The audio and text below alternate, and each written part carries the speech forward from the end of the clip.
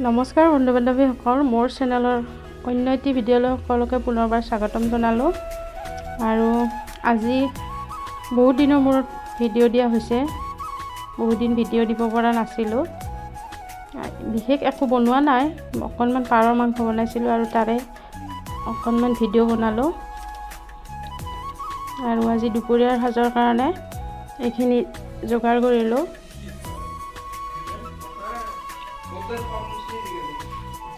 ভাতকেৰেলা ভাজি, আলু ভাজি, ভেন্দি ভাজি, পাৰ মাংস আৰু দালি।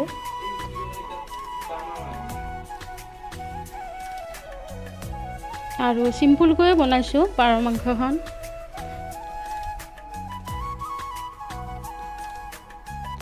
আৰু মিঠাতেলত শুকান জলকীয়া, তেজপাত, পিঁয়াজ, গৰম মছলা গোটেইখিনি দি দিলোঁ।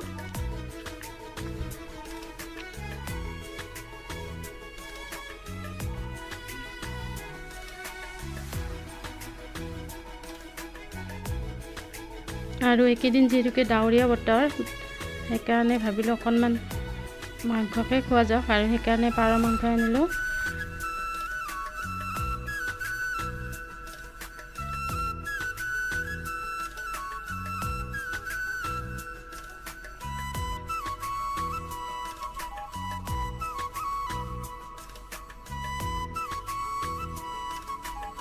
আৰু ইয়াত আগতীয়াকৈ মই হালধি আৰু জিৰাৰ গুড়ি সানি লৈছিলোঁ।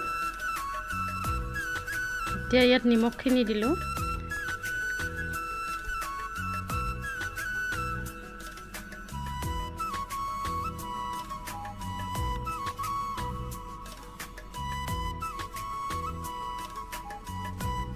আৰু কম জুইত ঢাকনি লগাই দিলোঁ। আৰু এতিয়া ইয়াত কাটি ৰখা আলুখিনি ঢালি দিলোঁ। আৰু জালুকৰ গুড়ি আৰু গুড়ি মছলাখিনি একেলগে মিহলাই দি দিলোঁ ইয়াতে।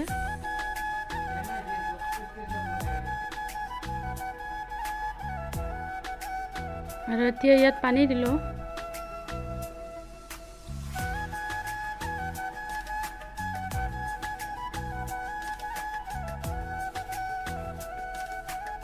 আৰু খুব ধুনীয়াকৈ উতল অহাৰ পিছত পাৰ মাংসৰ আঞ্জাখন নমাই থলোঁ।